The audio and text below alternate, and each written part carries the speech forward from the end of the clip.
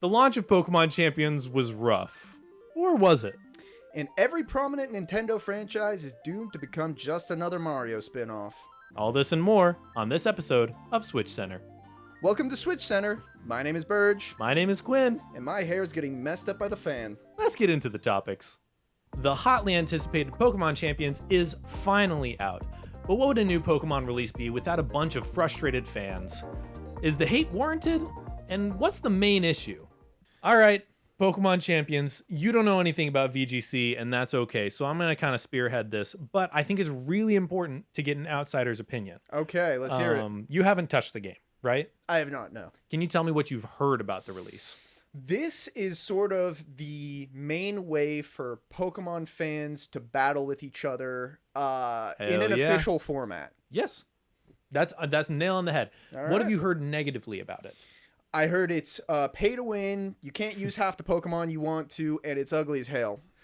And there are some valid criticisms hidden in there, but I want to be honest, there are also ways to dispute that. So Okay. when I booted up this game, I was very surprised to feel how sluggish it is. At least Really? in the menus, like you press left or right, and it's just kind of, it lags behind. If you've ever played Pokemon Unite, kind of feels that same way, which, keep in mind, was a Switch game and a mobile release. And that's the thing for Champions too. It's going to be releasing on mobile as well, but it's not out yet. So it's kind of like, hey, I've got this mobile game on my Switch 2 that should be strong. Now, that aside, it's a bad initial look. You get a really nice, beautiful intro cutscene. And of course, there's no voice acting. It's just And like then it just- subtitle. It just transitions from a beautiful cutscene to N64 graphics. Okay, and I want to address that. Yes, the graphics don't look as beautiful as some of the games, but the models are up, they're running. But sometimes they're running in 30 frames per second, which is kind of sad. But if you keep in mind, this is a mobile game, makes sense. One of the real issues that people deserve to be frustrated with is this is supposed to be the premier way to do Pokemon battles.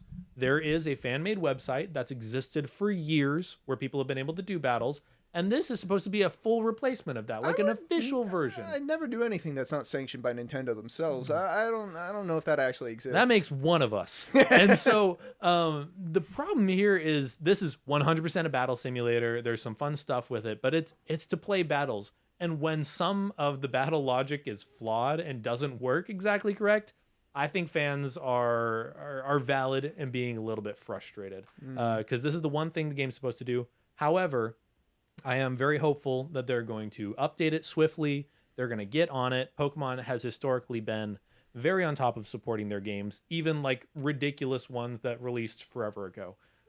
This is going to be a main thing, and I don't think those little issues are going to hold it back. One of the biggest things I'd be upset with is the pay to win aspects. I heard that Let's you touch can on do EV, IV training, evolved Pokemon. No, because you can only have fully evolved Pokemon. But Setting lots of things. There's so many things that require little points to change. All of your moves, points your you nature. can't buy, but you can get more of if you subscribe to their battle pass. And if you subscribe to our channel, I We'll can't give you promise special anything. Switch I Center can't promise. points that can be used to buy our affection. So it's valid. If you put more money into the game, if you have played all the other Pokemon games before it and you just move your Pokemon into home, you've got an advantage. However, they're pretty generous with the points that you give you, especially when you're doing like daily and weekly challenges Even and all without the the battle tutorials. pass? Even without, I do not have the battle pass. I have a team right now with no imported Pokemon,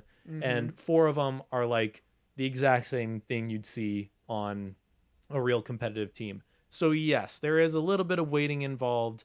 I think it's fair for people to want it all right away, but I'd argue and say it's not exactly pay to win, but I can see the frustrations. I just Yeah. try it for yourself, and know that you'll get most of your things without even trying.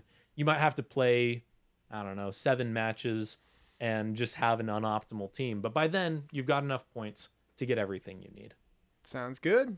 I got caught into the gameplay loop. Pokemon always gets me like this. It might not be for you, and that's fine. But give it a shot. Use all your battle points now, because if you're not going to play the game later, then no reason to keep them around. Save up on them. Yeah.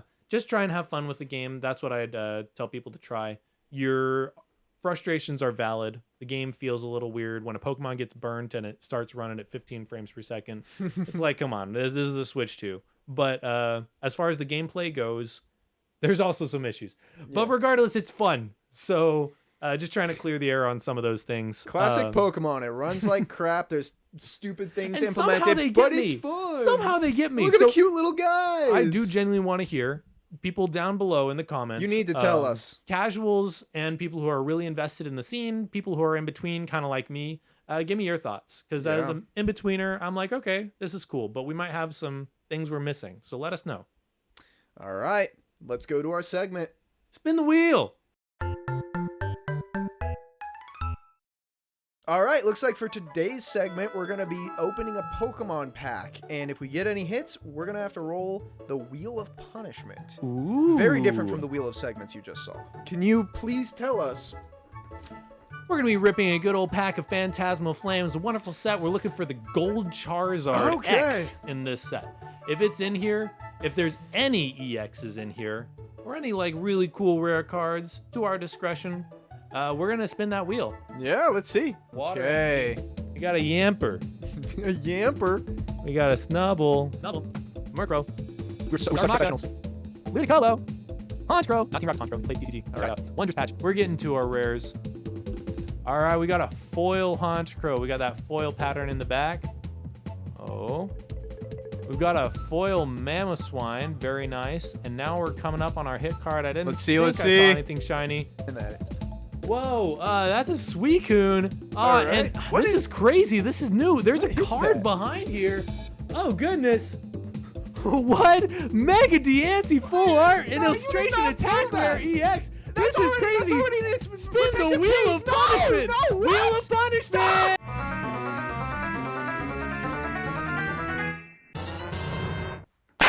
Thanks, guys. Now back to the show. What's the other thing? Everything is Mario. Everything is Mario. Everything is that little plumber. He's green. That one is Luigi. We're gonna get copyright struck. Kiss me, please. Okay. So what do I even want to say about this? Well, you first have to intro it. Say. We just did. Huh? So, I'm sure you've seen the Mario movie by now. If you haven't, click off this because we're gonna spoil it. Star Fox is in it. He's played by Glenn Powell. I haven't seen the Mario movie. It's okay. We're going to talk about it, and it's going to be great. By the time this is posted, you will have seen it. So this is true. That's okay. And you will, too. Yeah. So, one interesting thing that seems to be happening with Nintendo right now is they're sneaking all of these B, C tier Nintendo franchises. That's so mean. I don't mean it in a mean way. I mean it in a sales way. It's true. I mean it in a sales way. I love Star Fox. I love Pikmin. These games, they're being snuck into the Mario franchise. This is my conspiracy theory, and I think there's some credibility behind it. I think this is Miyamoto finding a way to put all his neglected little children into his most popular franchise so that they have longevity. It's okay, Mr. Star Fox. You're safe now. Mario will take care of you. You'll be in the Mario Kart games from here on out. So I do think this is interesting. Wait, they could put him in Mario Kart. Yeah. They're definitely going to. Mario Kart World DLC. Different topic. We'll talk about it in the future. Wow. So, Star Fox has been seen. He's a main character in the Mario movie. More of a character than Rosalina even, which is kind of surprising. That's wild. Pikmin also showed up in the movie. They are also appearing in the Mario Wonder DLC, Meet Up in Bellabelle Park. They are now just all in They're in the parks. They're in Universal Studios. So, I do think it's interesting how well these characters fit within the established Mario franchise. And while it could just be a silly, hey, remember this for the Illumination movie? I do think that subtly they're trying to combine all their franchises into one, because Nintendo and Miyamoto specifically cares a lot about all of these creations. He cares so much about Pikmin. And Pikmin, I know you love Pikmin. We care about Pikmin. Let's be real. Yeah, we care about Pikmin. I do. Me and Miyamoto. You and Miyamoto, maybe. It is kind of this awkward franchise where Miyamoto cared so much about it, he thought it would replace Mario and be like what he's known for. But Holy it's just- airball. it's kind of in this awkward territory where it's not quite a kid's game because all the Pikmin die such horrific deaths, But they're so cute. and it has trouble being a adult focused game because Strategy, of that. RTS. Yeah. It's just so adorable. But he loves his Pikmin so much. I think what he's trying to do is safely plant them, much like you would do a Pikmin, within the Mario universe. And they fit so well. I could totally see Pikmin showing up, not just a cameo, but as a possibly ally within the Mario universe. Imagine the Mario 2 mechanic of plucking fruit, plucking up like 1-up mushrooms, except now you're plucking up Pikmin, and for a level or two of Mario Wonder, throwing them. The same way that the baby Yoshis were kind of like a ally power-up in New Super Mario Bros. U. Same thing with Star Fox. You know, there's a new... And this is where I think it's a little more of a stretch, but No, seriously! it is crazy that they went for it. Star Fox fits so well within the Mario universe in the Mario Galaxy movie. I could so see funny. him being a recurring character, maybe the same way as like Rosalina shows up in random Mario games. Now you just see Star Fox in his R-Wing and he's like, hey, I was off in my animal system, but now I'm going to hang out with you for a bit, So Mario. you're telling me that in 5 years, Fox is going to be an established character in every single Mario game. He's going to... Fox in Mario Party. Fox in... I Oh, don't see why goodness. not. I mean, right now we have like what, Spike, the guy who throws up This is true. spiky balls.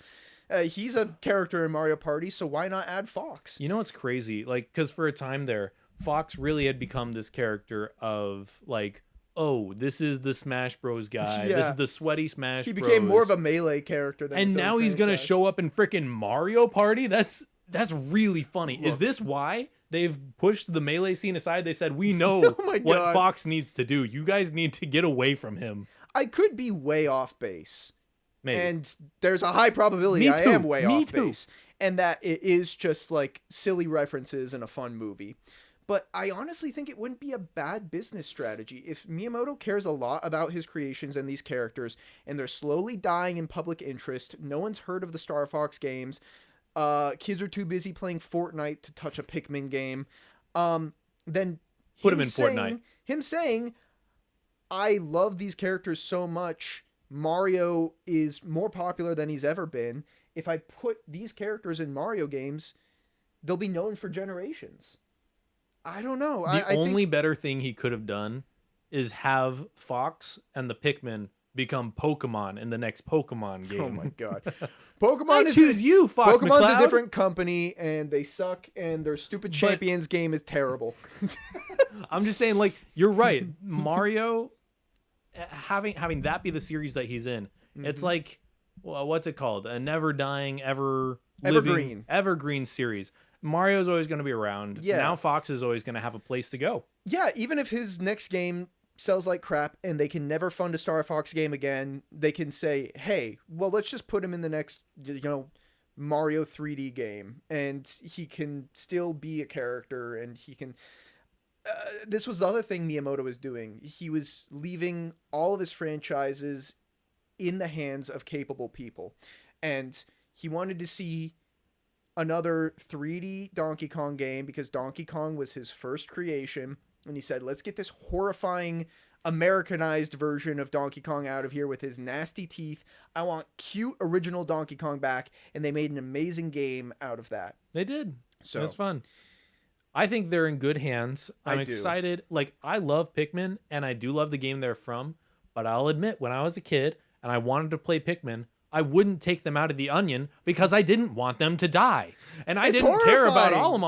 Olimar. So I just didn't see any Pikmin in my Pikmin game. So Pikmin 4 are honestly, fun games. this is great. I'm excited to see Pikmin out of their element, doing some little goofy shenanigans. And already half of They their most fit. viable franchises are in the Mario universe. Donkey Kong, Yoshi, just all of that stuff is already Mario. So to just say, let's, brand recognition, do the Marvel thing where they're all part of the same universe.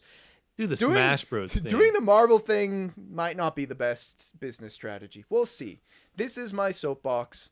I really want to hear what you have to say down below because I may be off my rocker on this This one. is our second call to action to put things in the comments down below, but I'm being dead serious. I'm curious what no, this is not other people are for, thinking outside of us. Video performance Video at all. retention. I'm legitimately curious if everyone thinks I'm an idiot for this idea. Because we could be completely off. Both of we're us. in our little echo chamber over here. We've been Guys, trying to do we're some in an research. echo but- chamber. We're stupid. Guys, we're dumb. We're idiots. Please comment down below. Tell us how dumb we are. And that is our episode. With that being said, thank you so much for watching Switch Center. I'm so happy you came. I really was hoping you'd show up. I'm so glad that I showed up to my recording studio. Yeah. It means a lot. Oh, you're talking to the audience.